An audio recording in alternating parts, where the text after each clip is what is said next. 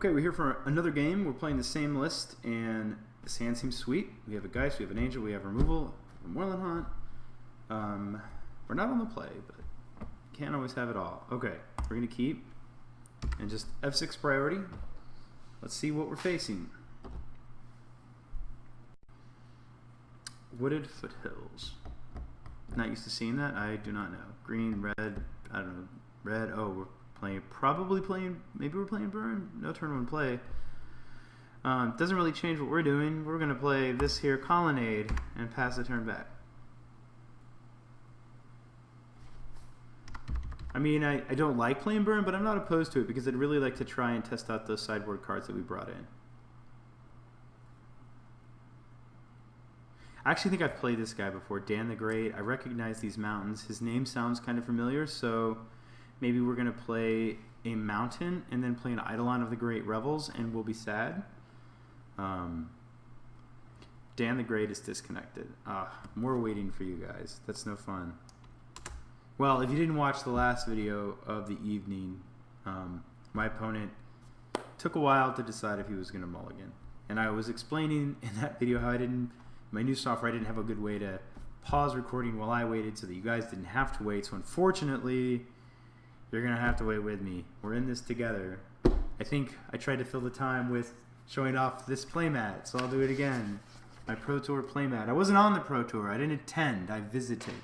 But I got a lot of cool signatures. What else did I get? Oh, these are sweet. Let me show you. I'm actually a big fan of these guys. I got these blue eye red pins. See, hold them up so you can actually see them. You can see those guys. Obviously got my favorite colors in Magic, or my favorite combination of colors. And they're pretty sweet. They're actually, let's get the blue one. It'll match our shirt. They're actually, they're metal, and they have kind of like I don't know what you call this. They have a nice like covering, and they have a little weight to them. They're pretty sweet. I really like them. I don't know what I'm going to do with them yet, but we'll see. First and foremost, back to Magic, the online gathering. All right, so we're gonna let our buddy fetch here, so he can get his Eidolon.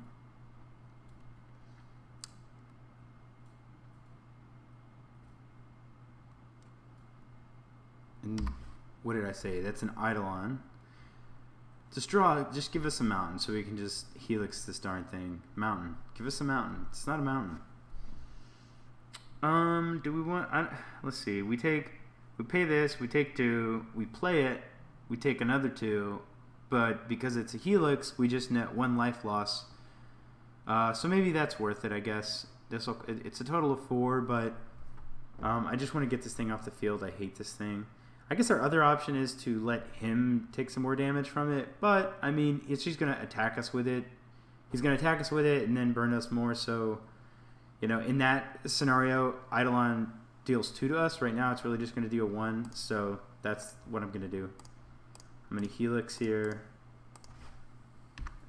F6 through those triggers and pass the turn. Our opponent's already at 4 cards. I don't think he has anything suspended. Did he mulligan?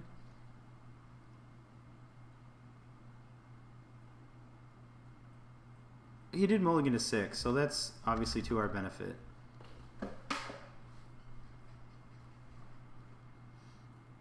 We're not going to play the Colonnade because we have plenty of lands to play.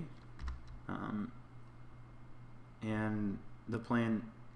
Okay, Grim. He's annoying also. If we draw a removal spell, we're just going to play it. We're not going to jam Geist. Yeah, I think we're just going to get rid of him. You know, and that allows us to actually get this Colonnade play out of the way. We could upkeep it, but then he can exile card. We don't want to... We're going to give him a land, but if we wait to upkeep, then he can actually activate Grim Lavamancer and deal us 2. Like, cards like Grim are really important to remove because it just... You know, you can almost like take what's in their hand. Like right now we're in good shape because he has 3 cards in hand. So assume they're all burn spells. That's, you know, all 3 damage burn spells. That's 9 total damage that he's capable of doing, unless maybe one of them is like a Flames of the Blood hand and maybe he can do 10. But Grim just allows him to play spells and then get additional value out of them by exiling them for damage. So we don't want him to do that. So we're going to path, and we're going to F6.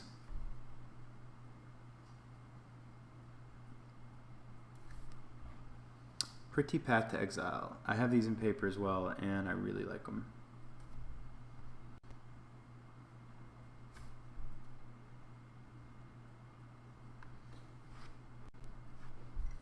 Actually, I have these World Magic Championship qualifiers, the WMCQ Geists, also in paper, and man, I love that card. 3, so maybe this is Flames. Oh, he's just floating mana. Oh, he's just casting Riftbolt.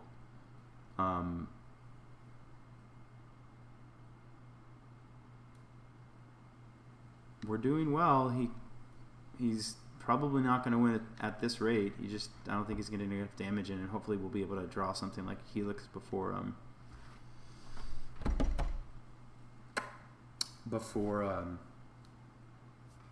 too long. Before he gets us dead, that's what I'm really trying to say. I'm not going to play the Scalding Tarn. I want to save as many lives as possible. What do we want to represent? I don't think it really cares. It's not going to change his plays any.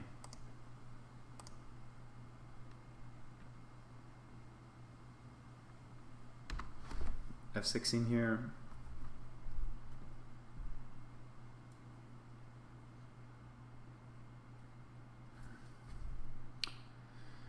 I mean, I guess we still have a chance to die somehow, but I think it's unlikely.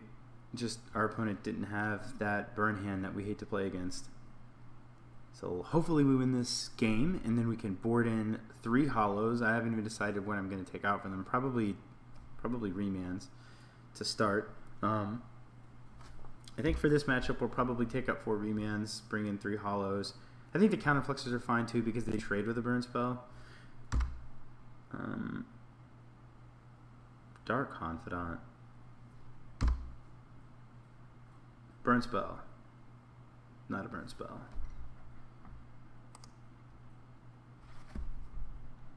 I don't really, like against Jun, I actually don't mind a lot of times like attacking with Geist into a Dark Confidant and letting them block and just killing it, because the way Jun wins is they'll, blue, white, red, and Jun are both good at trading resources like in a 1-for-1 fashion, and then they can get ahead with things like Dark Confidant or maybe just even take over the game with like a Liliana.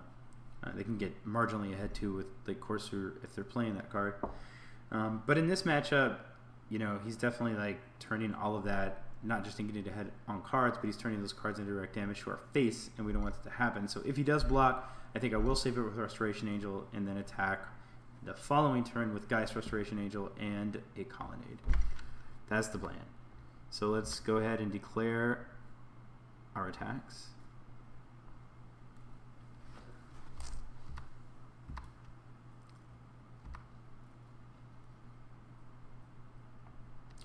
He's just not going to block. I mean, that's fine. I don't think he's going to draw enough to kill us, and that gets us a little closer to victory. His own Bob trigger. I mean, it doesn't even really matter if he plays Eidolon. If he attacks with Bob, obviously we're just going to play Restoration Angel and block it.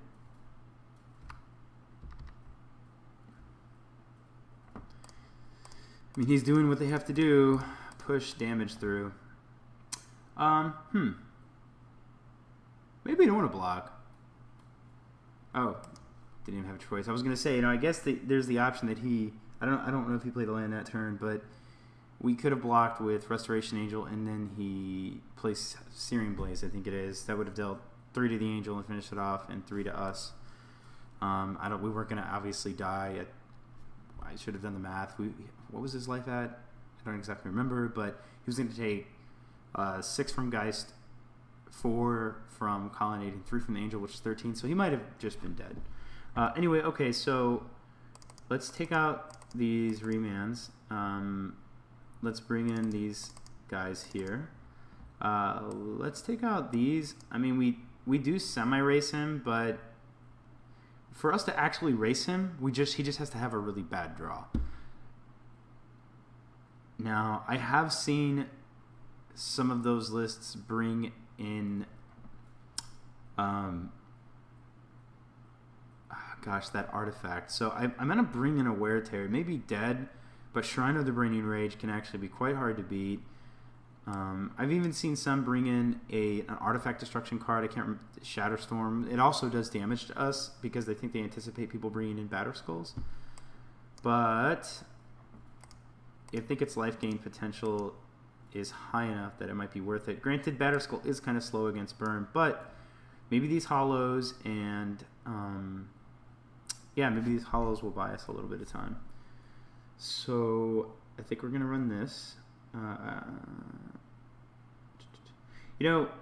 Magma Spray kills us about everything that he has, and it doesn't give him land, so I like that better. I don't want to get rid of snaps. I like all the helixes. I think the electrolyzes are fine. They kind of fuel us up, and they do kill, I think, all of his creatures as well. Geist, Clique, yeah, I think all this other stuff is fine. So we're going to run this list. Go.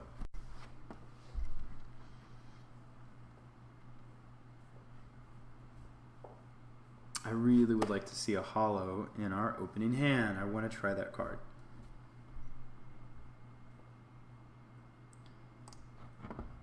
Let's see here. I'm actually going to... I forget exactly which video that it was on. Where is... I'm not... I use Twitter on my phone, so that's not where I want to go. So I just want to show you guys really quick what he said. Randall Stevens, I think is his name. And I want to give him credit because I did not discover this card on my own. Tweets and replies, maybe. Okay, this is it right here. So this is really interesting. He had cites a really great example about why, about a reason to run it. What I've noticed with Pulse of the Fields is I've run it to great effect before, but also a really good burn player, oftentimes they'll hold up 2 mana. And I was talking with, but Scotty Mack and I exchanged some messages today over Twitter, and he said, well, hey, if they're not tapping out, then aren't you winning? And that's not always necessarily the case. Sometimes they're able to, maybe they have the double Goblin Guide hand and they're getting damage in, you don't have any removal. I mean, there's lots of things that can happen that can make it so that even if they're just holding up 2 mana, they can still be killing you. I mean, if they have 4 mana up, which they often do, they can still suspend a couple of Rift Bolts and hold up Skullcrack so you can't gain any life, and that's 6 damage right there. So having this be a lot cheaper means that it's you don't have to necessarily bluff Lightning Helix, but you still have a way to gain life. So anyway, let's give it a try. We do not have it, but we do have some removal and a snap and a Geist, so we're not going to get rid of this. And we also have a Clique. We don't have double blue for it, but this still is not, I mean, maybe it's not the perfect hand against burn, but in this deck, we'd never mulligan this hand, so we're keeping. I feel it. I feel a mountain into Goblin Guide. We didn't see any creatures last time, though, so maybe he's... I don't know if red deck wins and burn are considered one and the same. I don't know if red deck runs more creatures and burn just doesn't run creatures, but I do know there are some differences. Creature counts probably aren't all the same. I did see a black fetch land, so maybe he's also doing the bump in the night. Maybe that means he's not running creatures. I'm really not sure. We'll see. I've even seen some talk of people doing blue-red burn so that they can access Treasure Cruise. Seems pretty good. I'm just gonna go cruising and fill up their hand with a bunch of burn. And, I mean, burn has gotten a lot better. I think what really did it for them. I mean, burn was already on the cusp, right? Like, I felt like I always played well against burn. I'm not gonna say I played perfect, but I beat burn a lot. I've lost to burn a good number of times as well. But I think that Eidolon of the Great Revels really kind of nudged it over that line, because everything in Modern is so cheap, so it just makes you take so much more damage. And now also I think that some lists are looking at the Swift Spear, Monastery Swift Spear. The new Khans of Tarkir, red creature. I think it's 1 red. It's a red, and it's a 1/2 with haste. So it's just kind of sort of another Goblin Guide, but also interacts favorably with their burn because it has prowess. Which, if you don't know, prowess gives the creature +1/+1 till the end of turn. Goblin Guide. Oh, it's a Grim Lava Man, so that's not so bad.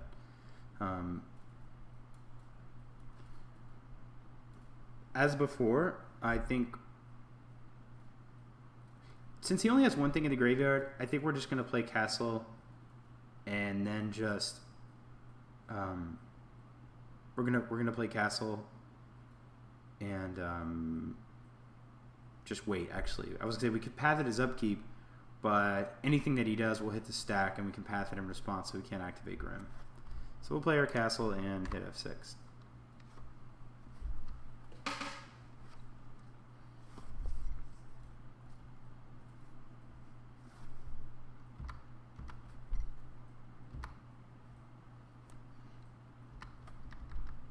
I mean, he's gonna attack. Do we use our path on Grim? I don't mind taking 1.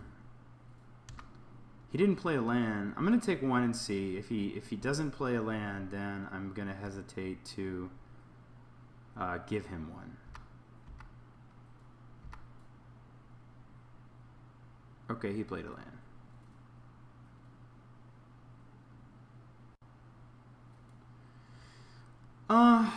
Thoughtseize. I think, well, we just fire off our path here. We took 1 point of damage.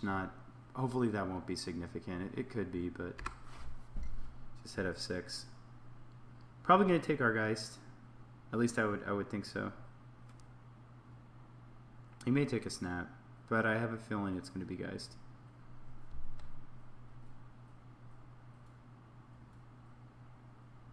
Yep, Geist.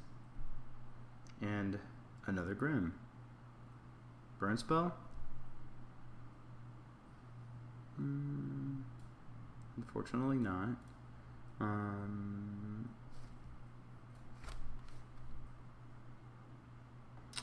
So we're just gonna play this untapped. We're gonna take 2 off Grim Lavamancer.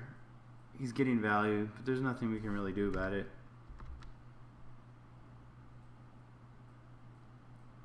I don't want him to play Goblin Guy, but if he does play... Well, Goblin Guy has 2 toughness. If he... I guess we're about to find out what he's doing. Bump. Okay.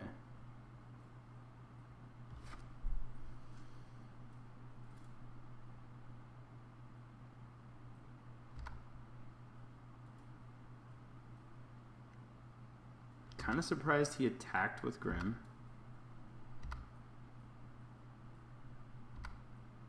So here we're just gonna electrolyze it.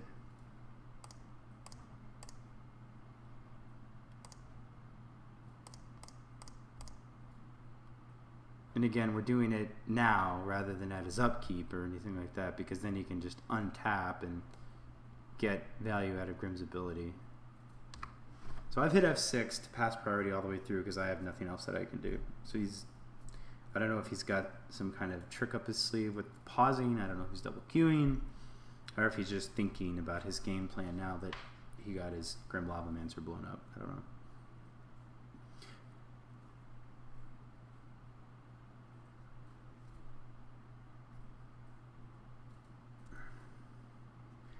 You know, our opponent, we were at 15 with he's got 3 cards in hand. I mean, that's not terrible.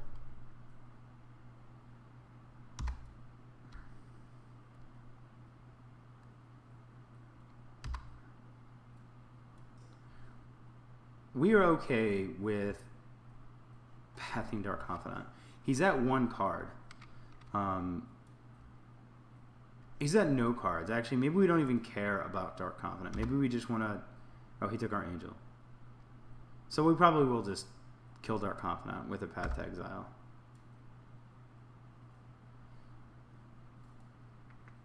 I mean, I'm not going to take additional damage off our land, so... Yeah, I mean, we don't want him filling up his hand. What we want to do is we want to kill it and hope that he just draws into... We're helping him thin his deck a bit, but we really just want to hope that he draws into, like, another land. We don't want him to draw into 2 burn spells with Bob. So we've F6'd yet again. 4? That's a lot. Oh, he's flashing back, Bump in the Night.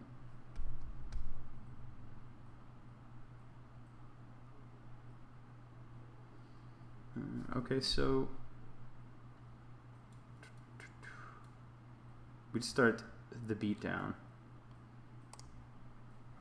I'm just making sure of something. Yeah, we have enough mana to click and bolt him.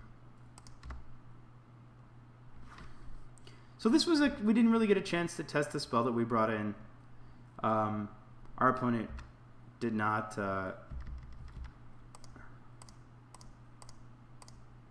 That's a blue. Our opponent did not. He didn't seem to draw very well. I mean, I played burn enough, and this matchup was a cakewalk compared to what I faced a million times. Yeah, I mean, we take Skullcrack, that denies life gain and leaves him with a less efficient spell. Maybe he'll draw land.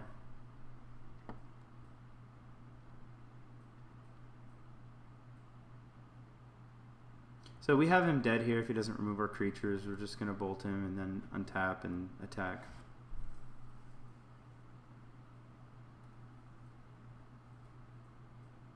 I mean, if he kills either of our creatures, it's kind of fine. I mean, there's a chance that...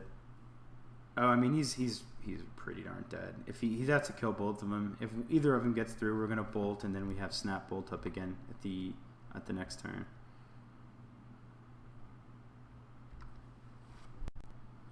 Yep, okay. I got time. If you guys got time, should we play a third this evening? See, we're 1-1. We lost to Bogles. We beat Burn. We did not get to test Hallow though. That's kind of the idea, and we didn't get to test Dig Through Time either. So I guess we're gonna have to play a third game. We'll see you guys soon.